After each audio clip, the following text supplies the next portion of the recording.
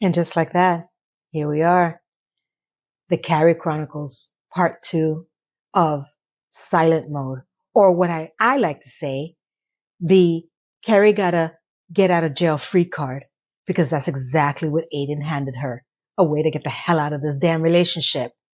Let's begin. Scene opens, and Carrie has now been very comfortably invited over to Duncan Hobbit's home, the Hobbit home, and now they're having quiet dinners where he's making her food, mutton stew. I personally have never tried it. I personally, after what she said, don't want to. Um, so anybody who knows how to make mutton stew, let me know. If I don't know what it is. I mean, I know what the meat is. I don't know. I don't know. I don't know what I don't know. So this was a very odd scene because he is trying to, I think, ingratiate himself to her in some way. And the only thing I can take it to is towards the fact that he knows he can get her.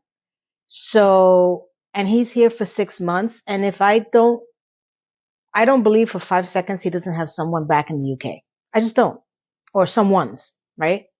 So he's looking for someone here. What's the perfect candidate?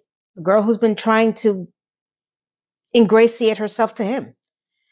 So he makes this comment about Margaret Thatcher and the fact that he's working on her biography, and he says that, oh, I've been down here with Margaret, banging away at her, and Carrie finds that to be sexually explicit, and I think that the line that he actually said was actually funny. I actually thought it was funny, but he says it in such a dry way that that that's not what he meant, but the way that she took it was actually kind of funny, and I took it the same way too, and she does her little coy, oh, I don't think this is proper dinner conversation. Shut up. Oh, she annoys me. Then he says that he wants her to read a chapter of his book and that he doesn't really allow anyone else to do this. So I guess he's plugging in the fact that she's so special so she could feel special. Again, I think that that's his way of getting into her mind, not that he really feels that way. Because I don't believe for 5 minutes either that he doesn't have someone that can read any parts of his chapter.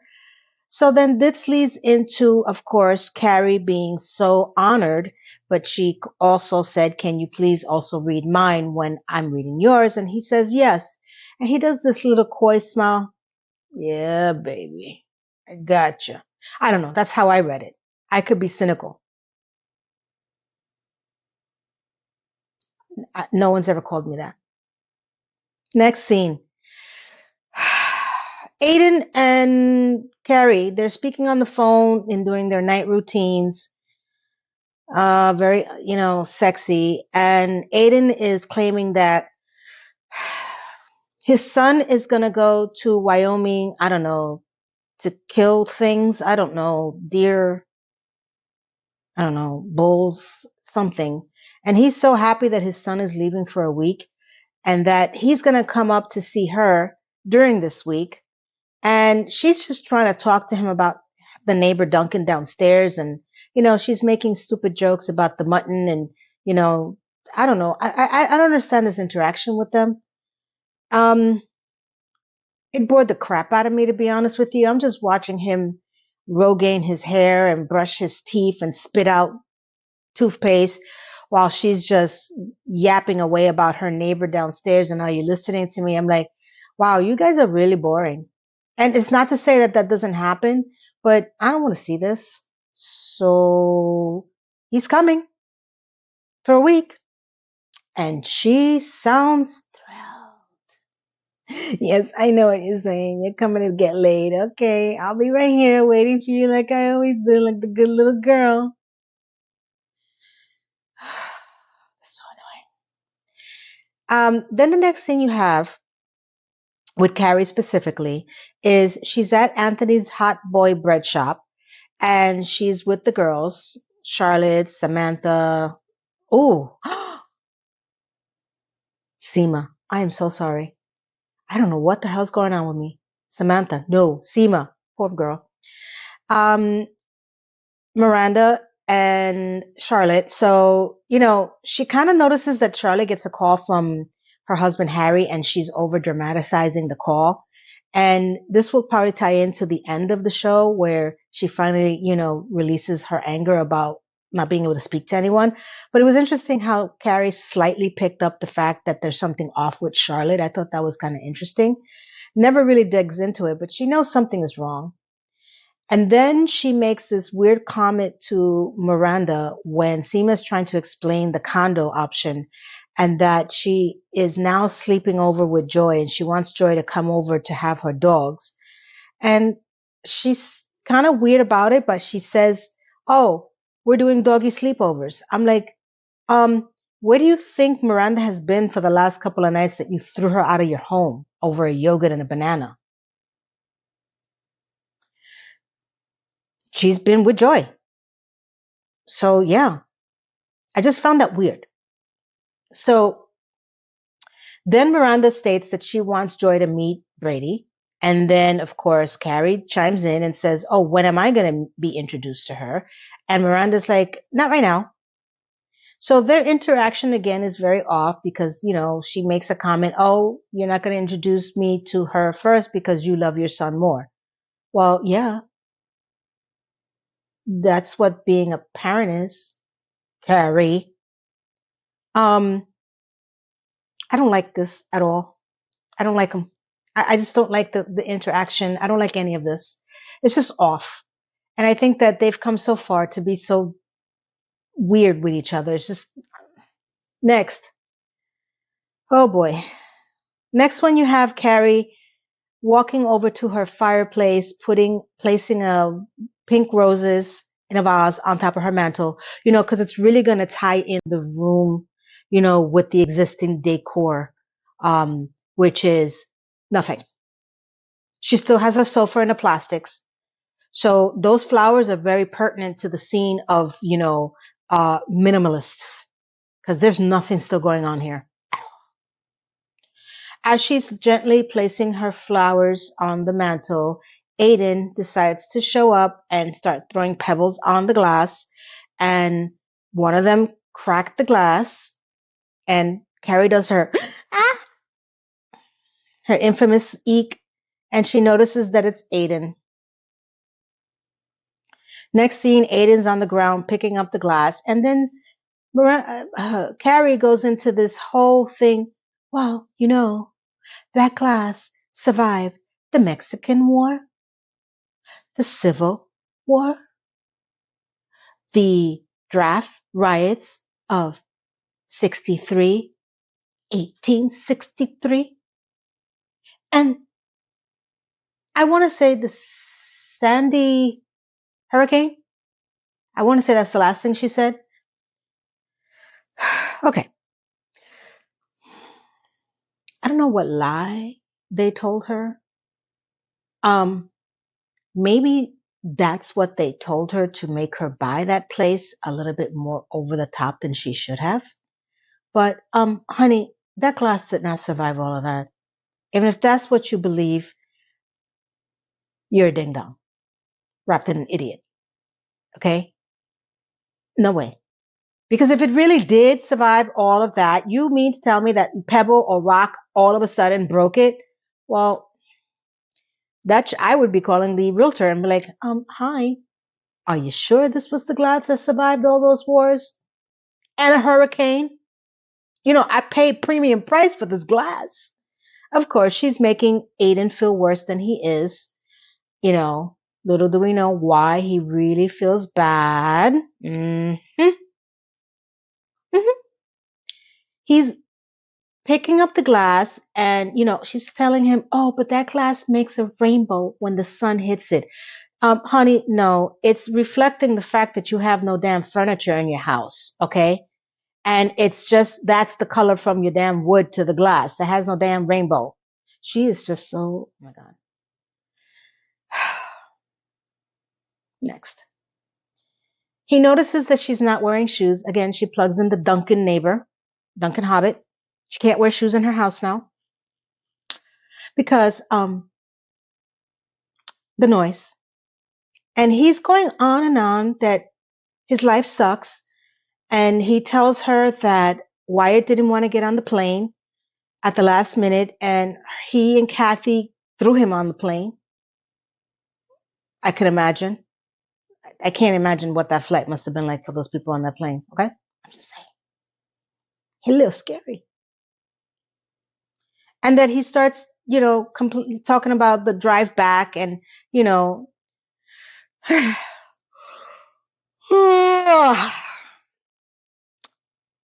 that's exactly what I felt, and I am tired.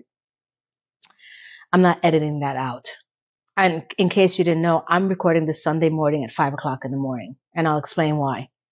So I didn't pay attention to what he was saying because I didn't know what was coming, but I should have realized something was going on. I really took it more of him being like Wyatt, weird, than anything else, because he was overemphasizing the fact that, he broke the glass, his life sucks, don't feel sorry for me. He's going on and on about this. And I'm like, all right,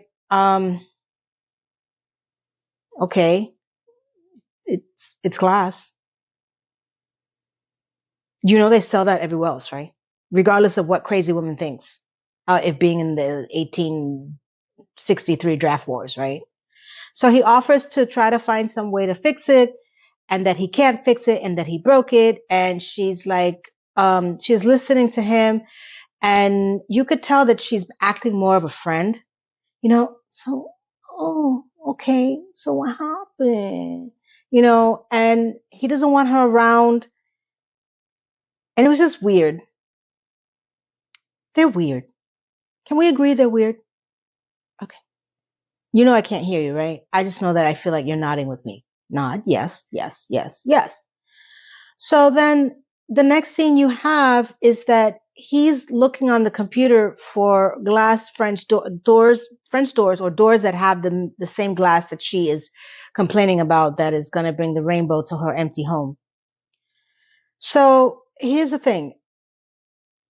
She's trying to get him to come to bed. He wants to drive to Pennsylvania to the stores that he sees where the French doors are. She doesn't want to drive to Pennsylvania because it's a 2.5-hour drive. He's becoming really obsessed with these fixing of this door. And again, I took it more of like, okay, dude, you're a little anal retentive. Like, this is way too much for whatever the hell's going on.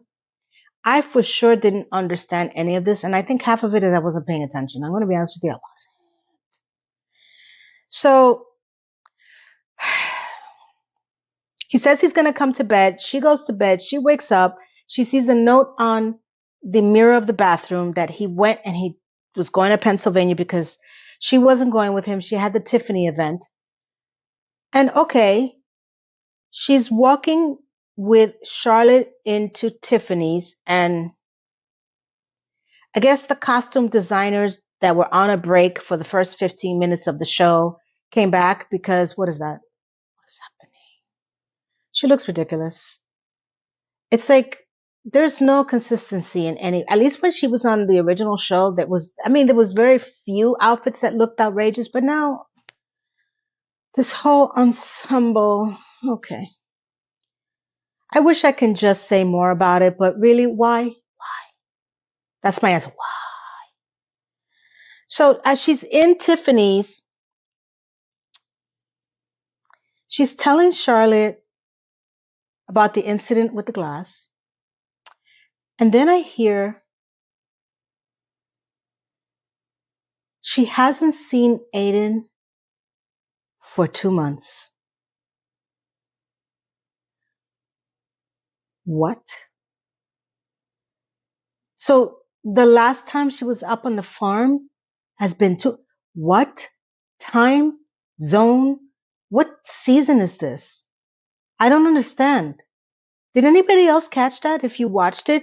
What do you mean she hasn't seen him for 2 months? So it's been now 3, 4, 5 months that she's been doing this and still no furniture?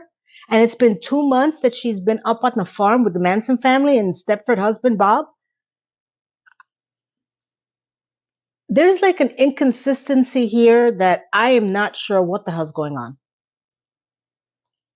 So as she's saying this, Charlotte is having a little breakdown. And again, she's picking up the fact that something's off. And I just feel bad for Charlotte at this point again. And that made me pause because I rewinded it like 20 times. I'm like, did she say 2 months? This show is so annoying. Okay, stay tuned because now the interesting part is coming. The part that woke me the hell up. Okay. Oh boy, oh boy, oh boy, oh boy. Are you ready? Here we go. So, as she returns back from her Tiffany excursion, you see a shot of Aiden just staring out the window. And again, at this moment, I'm thinking Wyatt. I'm just feeling like he's giving me Wyatt vibes, right? Like just off. And she walks in. He's sitting in front of I guess the only chair that is available in this damn house. And he's looking out the window, just staring blankly. And Carrie comes in, and he brought doors. I don't know how many of them, but I guess he's trying to figure out which glass matches the actual door he needs to replace. Great. She walks in, she makes a remark about, the doors, and he gets up and he keeps insisting that he broke it. He broke it and he can't fix it. He's just pacing. And I'm just looking at my phone at this point. I'm like, yeah, this guy's weird. And of course, then that's the next thing she says. She goes, Aiden, stop. Come close. Why are you acting so weird? And I'm like, girl, you feel the same thing too? Oh, okay, good. I still didn't look up from the phone, but okay, fine. And she says, give me a kiss. I'm like, here we go. He leans in to give her a kiss and he pulls back and he goes, I slept with Kathy. I was like, what? Let me tell you, I think I almost broke my neck. I was like, what the hell is happening?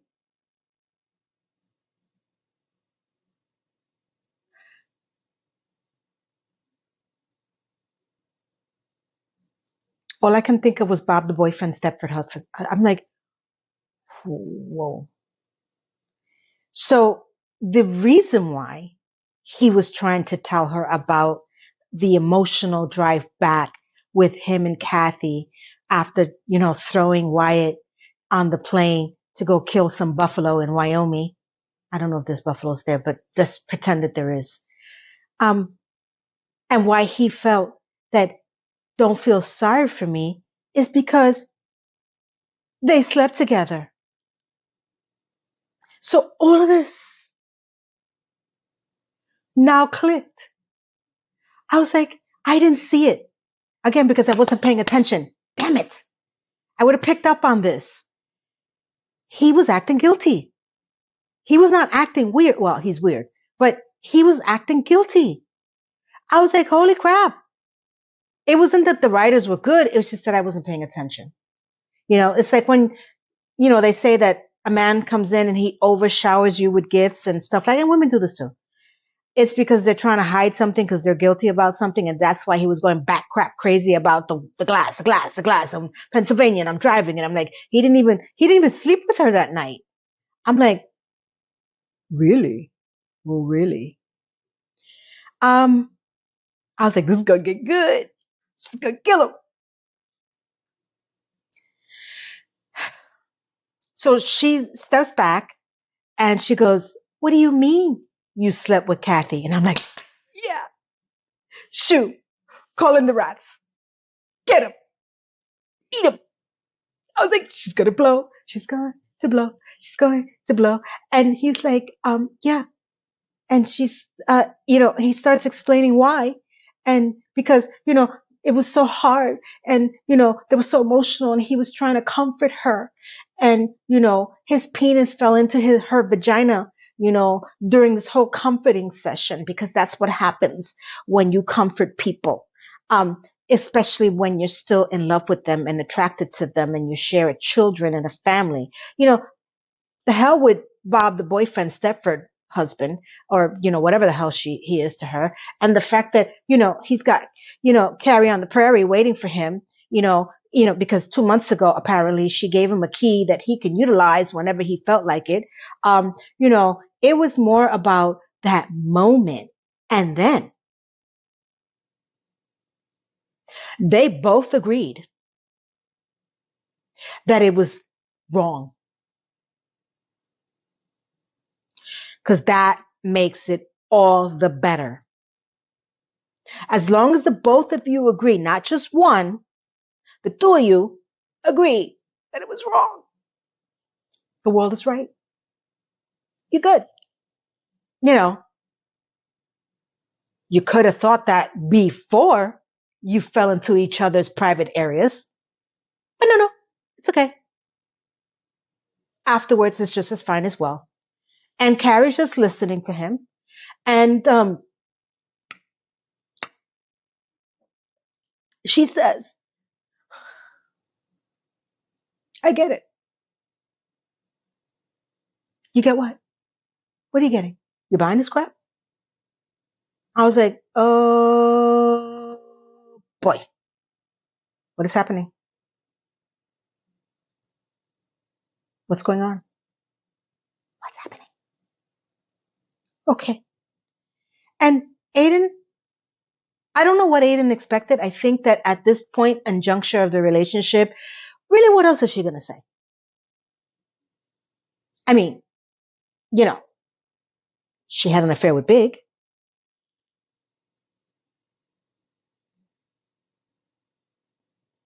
And then she married him. And now she's somehow wormed her way back to your life. It's an open door. So you got history. Y'all could be sleeping with each other's kin at this point and it wouldn't matter to them. And he's like, I'm so sorry. I broke your trust. And she's like, what do you mean you broke trust? And I'm like, what do you mean? What do you mean? And I was not prepared for this at all. Because I didn't just, I kind of sort of screamed a little bit when I heard that he slept with Kathy, but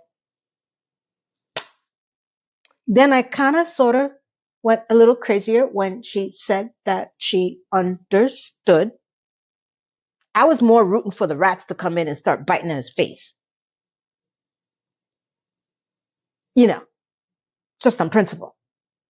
And when he says, because I broke your trust, and she's like, well, what do you mean? And because we're going to wait for each other for the next 5 years. And she's like, well, I didn't sign up for that. That's when I screamed. I was like, what? I can't scream now. It's 5 a.m. and I don't want my neighbors to start knocking on my door because I don't like them. I'm just saying.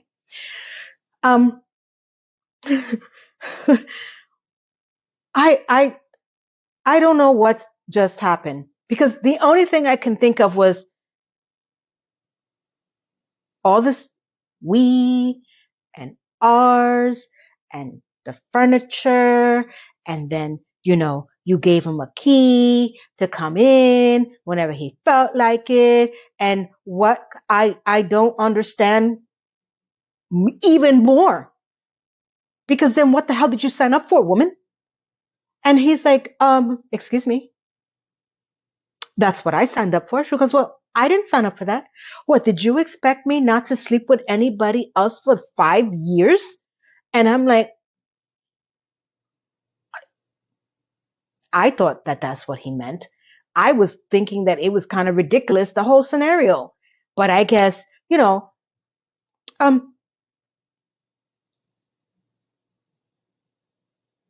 I really believe that she did believe that until she meant Duncan the Hobbit. Because you wouldn't have given him the key to their home that she constantly reminds everybody, you wouldn't have gone up to the farm, you Carrie Prairie bitch. You wouldn't have been calling him and voice texting him and being up his cow ass if you didn't really intend to be in his life in a committed relationship. I'm sorry, I don't believe it. But now, since she has an option, she's like, yeah, I'm taking this road downhill. Okay? I'm sorry, but that's how the writers are putting this. Because suddenly he's like, I don't want to sleep with anyone. Do you want to sleep with anyone else? She's like, no. Mm-hmm. Tell me lies, tell me sweet little lies. Tell me lies. Mm-hmm. That's always, I swear to God, that was running in my head. Okay, I may not be the greatest singer, but in my mind, I was singing that song. And she is shocked of his reaction. And that the fact that they have not spoken about the 5-year plan. And I'm like, are you really? You're shocked?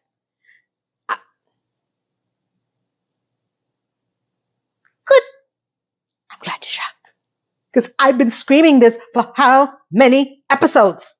What is your relationship about? What's going on? So I know the writers are not watching any of us, hate watchers, fan watchers, because this was already recorded last year.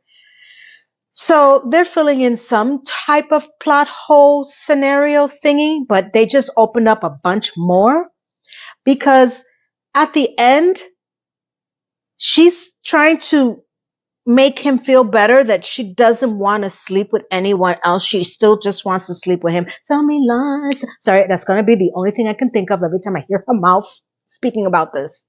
Okay? I'm sorry. Subscribe. So, for more singing. So listen, he's just like really calm and, okay. And I'm like, what's happening? Then all of a sudden, they're in bed together, having sex. I can see how that falls into this whole thing. He's relieved because he got it off his chest. And he finally gets to do what he wanted to do when he initially came or told her he was coming and kind of got, sidetracked with the Kathy vagina. And so now that he feels better for letting her know and that she is going to accept it, and he's not realizing why she's accepting it because she's got a get out of jail free plan. And of course, she feels better because now that he messed up, she can freely hump the hobbit, Duncan, and be okay with it. Because at the end of the day, they still have not explained what the hell is going on in this relationship. Now, I'm going to briefly touch the fact that they arrive at the funeral, because I kind of mentioned it in my other video. And he is wearing clothing that does not fit him because there's no big and tall store. So I'm just going to say this again. Please don't let your man go out like that. There was no reason for any of that at all. Like the funeral, you don't know this person, so leave your man at home if you can't find the right clothing. And that's when I knew that was not really a relationship. I'm sorry, but no, you don't walk out the house and be like, oh, sorry, the big and tall store is not open. And this is all you can find. He looks like a clown. A really bad circus clown. Okay? Shame on you, woman. Next, he breaks the seam of his front pant and they're walking out of the funeral home and she has to walk in front of him in order to have not exposed frontage from, Aiden. And I'm like, I guess that's how close they are now. I mean, she tells him, I'm always going to be near you. Well, sure. Then the next scene, you have him, I guess it's leaving day, and he kisses her while she's in bed. Oh, this is my favorite part. I'll call you when I get home. She turns to him and says, this is your home. Again, with contingencies that you have the key to my house, but if you see me in bed with somebody else, you cannot say anything. She's going to pull the Kathy vagina card. I hate this relationship. This show's stupid. This show sucks, okay? So then you have Aiden in the kitchen, and he turns around, and Duncan the Hobbit is coming up the stairs with his, I guess, first chapter of the book. It's great. It's just great. And I tell you why it's great. Because as he stands at the door, and Aiden says, come on in. The door's open. And he goes, Duncan. And if anybody saw this, did you notice that Duncan didn't say, you must be Aiden? No. He didn't even question who this man is in her kitchen. He could have been a murderer. I don't know. Do you? But I guess, he doesn't have to, because he's saying to him, I'm sorry it's so early. I'm sure she told you that I sleep, in the evenings or something like that. And as if he's just talking to someone that he's been introduced to before, and he's just handing over his chapter, and he's like, make sure you give it to her. And he's like, sure. He walks away. He closes the door. He looks behind, and Aiden just watches him going down the stairs. He's like,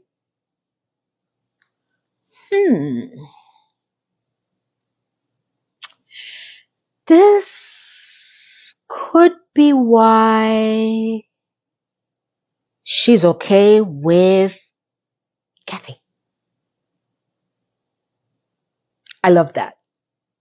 I was like, yes, it is. Run, run, run, run. You big, tall doofus. She got her another man. I don't think Duncan's going to last. He's going to play her, because I'm sure he's got, chickadees in UK. Because, I'm sure that if they get them together, she's going to wind up going to the UK. And then we're going to do the Samantha Chronicles again, because, Samantha's in the UK. Somehow this is going to lead to something that's going to be a disaster. And I don't think Aiden is going to work out. I just don't. And they're writing it that way. I don't understand the purpose of this. So then she wakes up to find the manuscript, or the first chapter of Duncan the Hobbit, on her damn freaking table. And that's it. I guess she's reading his book. With the insert of the get out of jail free card. I can't wait. Of course, then the next scene you have is her and Charlotte in the Walgreens, CVS, whatever the hell that is. And I've already explained what happened there, so I don't want to reiterate that. So I screamed when she asked or said she couldn't believe that they haven't discussed any of this. That's when the ball drop came. So what you guys think? It's actually funny because they're going somewhere. There's a direction. I don't see it yet. I can suspect there's a direction. I don't understand the timeline here. I don't understand how it was been 2 months since, the farm, Carrie Prairie, Manson family dinner debacle. I don't understand, because this is still the summer. So I don't know where they are, what's going on, what's happening. I would love to understand this. So I'm ending this part because now I have to get into a couple of other things, and I don't want to make this part too long. So stay right there. Okay. To end this ish, couple of things. Number one, thank you all again for all watching. You made amazing comments, and I'm going to put first and foremost one big, huge thing. I was completely exhausted in my last video. I had not slept. As you can tell, I fell asleep more. I actually took a nap yesterday. That's why I'm recording at 5 a.m. I took a nap for 8 hours. Yes, it may not be a nap to you, but it was to me. I didn't realize how exhausted I was. Again, I have a full-time job. I had Friday off and I'm, trying to get so many things crunched in. So I might have been a little off in my video. And I felt it. It didn't hit me until I laid down and I was like, oh, let me take a little nap so I can record this one. I didn't get up. I couldn't. I was just too exhausted. This leads into my biggest thing also was because of my last two videos, I hit the second or the first tier of YouTube monetization with the watch time hours. So I hit the first tier, which is giving super thanks to your creators. And I've gotten, and I post their names here from the screenshot. Two people sent me two super chats, two super thanks. And I didn't mention anything to anyone. It just happened like maybe 2 weeks ago. And I was like so happy. And I, didn't even make any comments about it until I saw these two people here, beautiful people, sent me the super thanks. And I'm trying to hold back my tears because I refuse to cry again after my last cry. On top of the amazing comments that you guys have made, so many of them, okay? Just the thought of anyone giving me a super thanks and the comments that you write, all of you, whether you give me a super thanks or not, I love you. I do. This means a lot. And for a creator on this platform, child, it's not easy. You get some really sketchy people out there. So let's get that out of the way. I want to thank all of my comments here. Do you see?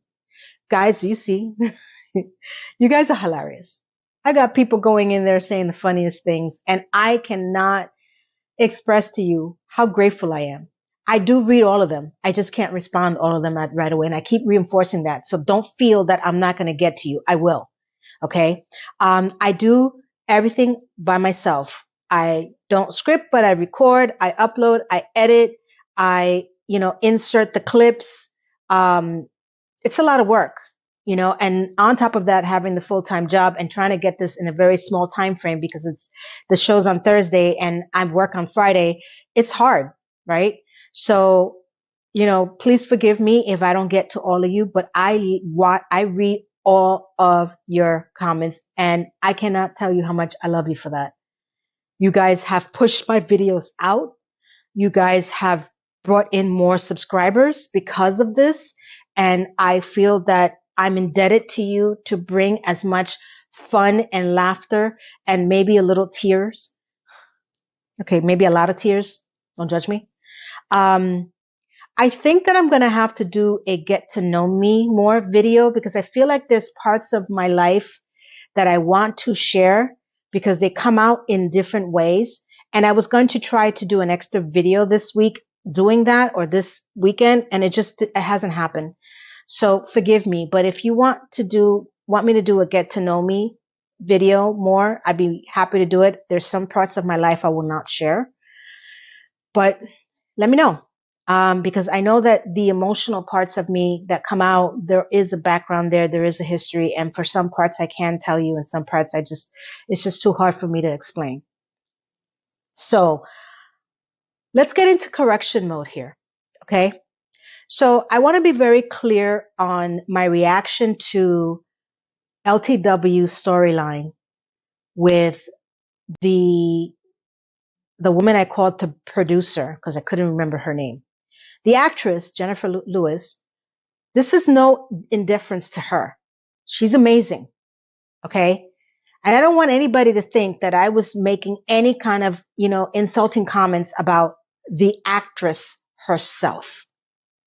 I actually find it insulting in the way that they utilized her potential to be in this show.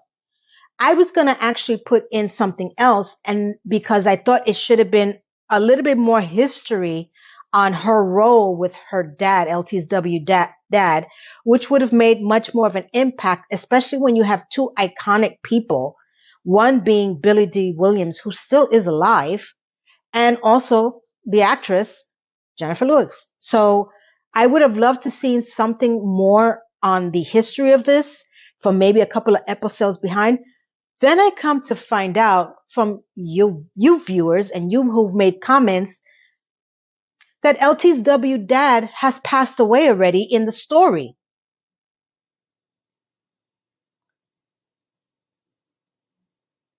So I have now even more confusion in my mind. I don't know what's happening because they're right. LTW has claimed that her father passed away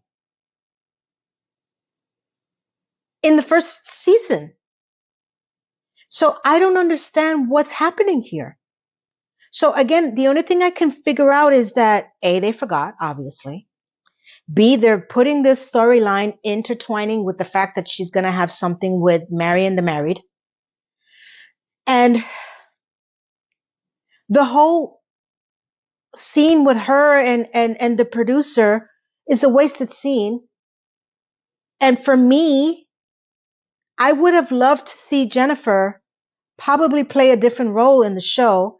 I would have loved to probably see her be the person that was reviewing LTW's 1,000-year video journey and insult her and make her go back to the drawing board because it wasn't good enough, like with her wit and her humor, and have, maybe some interaction with Herbert's mom more because that's a kind of funny scene. And then also with Anthony, like they could have done just so much more with her being who she is rather than what they've done.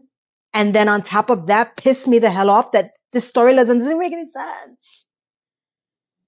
I don't even understand what's happening. I'm like, what do you mean that she said he passed away? I literally flipped out. I have yet to see the episode, but many people in that comment section has said, yeah, that happened. I'm like, oh my God. These people have lost their minds. This is a lot worse than I thought. I'm not going to lie. A lot worse. So again, when the Michael Kors thing, someone else brought it up as well here, that there's a connection between Sarah Jessica and Michael Kors, that they were in cahoots on some sort of marketing or business. And I kind of sort of remember something like that. So maybe that's what's happening with the Michael Kors branding minutia. I don't know. I am just disappointed. I got excited towards the end of the last 10 minutes only because it's like, oh my God, yeah, okay. And then, they went back to their old, standard of operation, whatever. So I just wanted to make those corrections. Was not any, disrespect to the actress. I think it was disrespectful how they tied the show together with her. I do. I'm sorry. I'm not going to take that back. Sorry. So I want to thank you all again for your support, whether it be with a super thanks, a comment, hugs, loves, whatever the hell. Thank you. I really mean it. I have a lot of transitions that are coming in my life. I'm moving. I'll get into that. So on top of that, there's a big change coming and I'm really happy about it. And I'm scared. I'm really scared. Um, I say this all the time. Aging is a privilege, not a right. So enjoy the process as much as hard as it is, because you do get sick. People do pass away. I still have my back pain. I'm scared. I'm not going to lie to you. I'm not going to sit here and pretend that I'm not scared of aging. I am definitely afraid of it, but I come at it from a different perspective. And I have supportive family and love, and I've seen, like I said, people close to me, much younger than I have, pass away.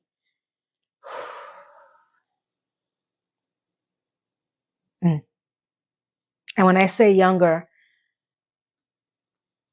so